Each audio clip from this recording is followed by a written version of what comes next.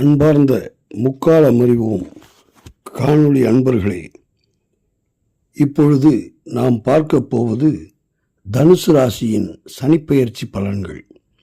2.5 ஆண்டுகள் மீனத்திலே அமர்ந்த சனி தனுசு ராசிக்கு என்ன செய்ய போகிறான்? வானத்தில் மெதுவாக நகரும் கர்ம நீதிபதி சனி தற்போது மீன ராசியில் பயணம் செய்கிறான். தனுசு ராசிக்காரர்களுக்கு இது மிகவும் முக்கியமான காலம். ஏனென்றால் சனி தனுசு ராசிக்கு 4ஆம் இடத்தில் அமர்கிறார். ஜோதிடத்தில் 4ஆம் வீடு என்பது தாய், வீடு, மன அமைதி, சொத்து, தாய் வழி உறவு, இந்த எல்லாவற்றையும் குறிக்கும்.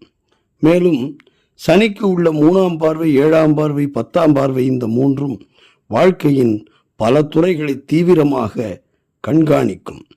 இப்போது ஸ்தான பலம், சனியின் பார்வை பலம், இவை வாழ்க்கையின் பலன் எவ்வாறு தரப்போகிறது என்பதை இணைத்து முழுமையான பலனை நாம் பார்க்க போகிறோம்.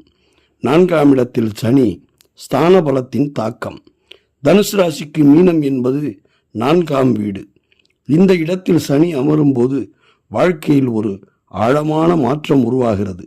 இதன் விளைவுகள் வீட்டில் பொறுப்புகள் அதிகரிக்கும், குடும்பத்தில் சில மன அழுத்தங்கள் ஏற்படும், மனதில் ஆழமான சிந்தனை ஏற்படும்.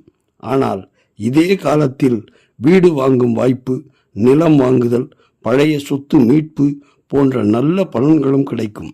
சனி மெதுவாகத்தான் செயல்படுவார், ஆனால் அவர் தரும் பலனோ நிலையானது.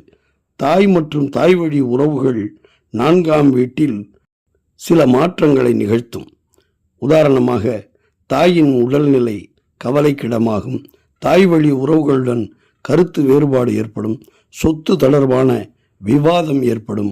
ஆனால் சனி ஒரு உண்மையை வெளிப்படுத்துகிறார். உண்மையான உறவுகள் உங்களுக்கு வலுப்படும், பொய்யான உறவுகள் உங்களை விட்டு விலகும். வீடு மாற்றம் அல்லது இடமாற்றம் நிறைய பேருக்கு உருவாகலாம்.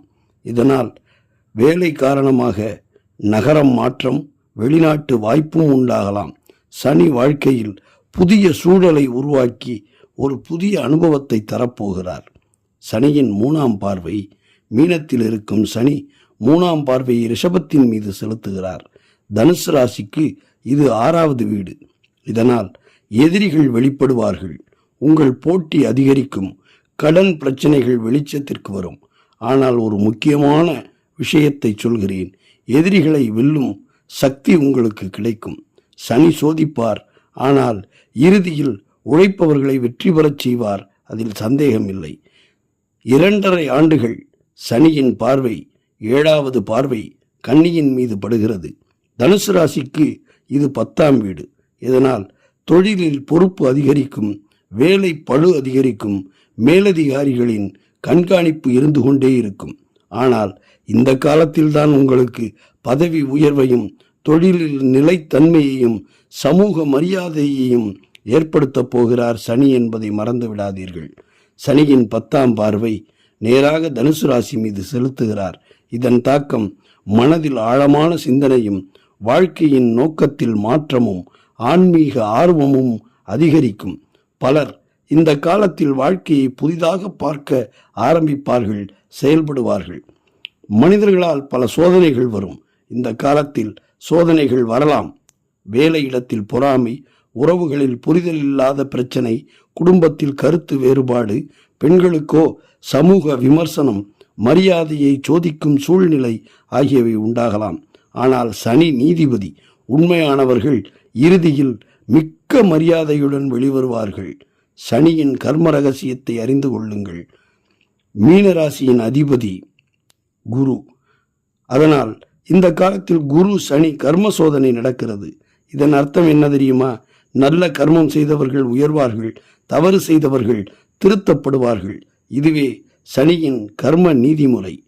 இந்த காலத்தில் நீங்கள் செய்ய வேண்டியதெல்லாம், சனிக்கிழமையில் எல்தீபம் ஏற்றுங்கள், தாய்க்கு மரியாதை கொடுங்கள், பெரியவர்களின் ஆசீர்வாதத்தை பெறுங்கள், ஆன்மீக வழிபாட்டை தொடர்ந்து செய்து கொண்டே இருங்கள்.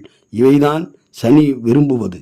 நேர்மையும் பொறுமையும் ஒழுக்கமும் சனியின் கண்கள்.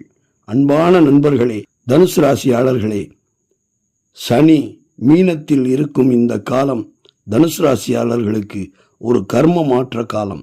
சில சோதனைகள் வரலாம், ஆனால் அந்த சோதனைகள் உங்களை வலிமையாக்கவே வரும்.